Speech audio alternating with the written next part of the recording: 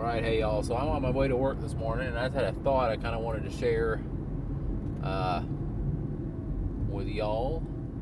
So this past weekend, on Saturday night and Sunday night, my boys spent the night at their mamaw's house, which is my wife's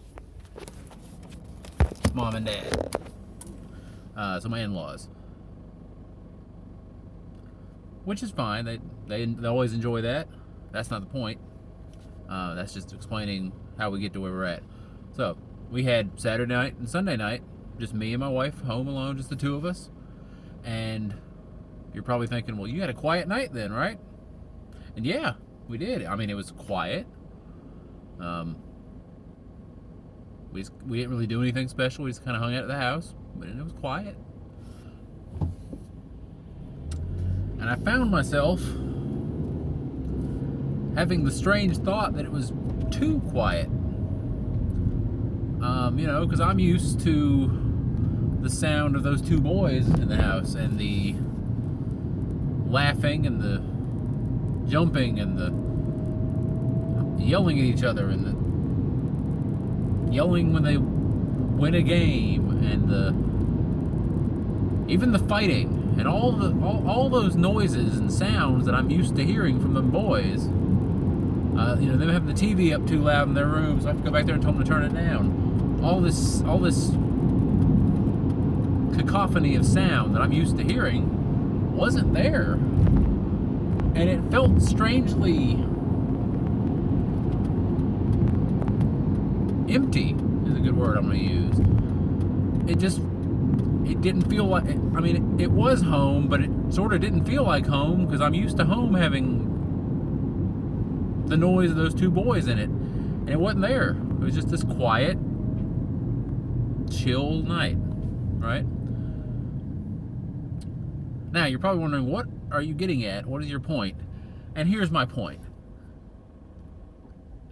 Our Father, our Heavenly Father, who we're trying to talk about, and who I'm relating this to,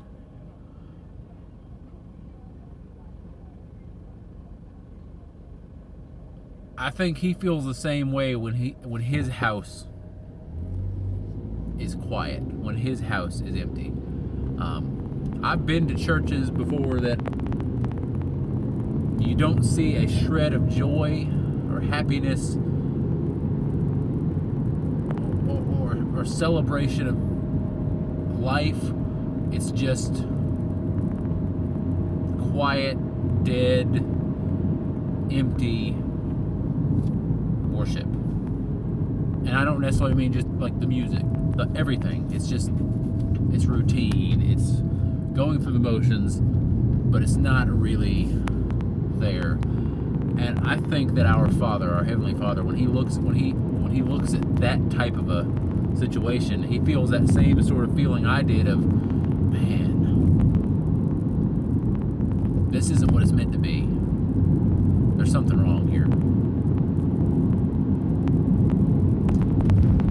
Because I think that our Father's house is meant to be a little messy, a little noisy. It's meant to have laughter and tears and shouts of accomplishment and conflict. That's part of it too. We're human. We're not always going to get along, and God knows that, and that's why He gives us, in the scriptures, He gives us means to deal with those conflicts. He says if you are before the altar and a brother has something against you, put down your sacrifice, go find him, get it fixed, and then come back. So God knew, yeah, y'all are gonna scuffle, y'all are gonna fight, but y'all are also brothers and sisters. Y'all are my family.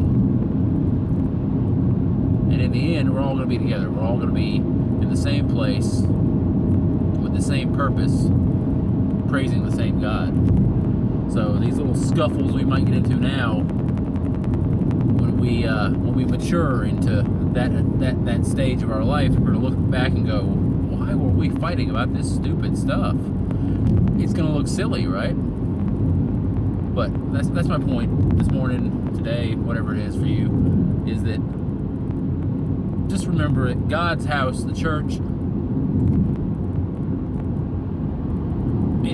it's a family. The church is a family. So God's house should be a family type of place, meaning it's gonna get a little loud sometimes. It's gonna get a little messy. You're not always gonna get along. It's okay to let out a shout of joy. It's okay to be happy. Don't be an empty, dead church. Be something bigger. Be something that you're meant to be. So, that's my thoughts for today. Y'all just, I hope you have a great one. And I hope you remember just to have that joy, have that spirit of joy, because that's one of the fruits of the Spirit. It's one of the things God gives us is a joy, even in trial. Anyway, y'all have a great one.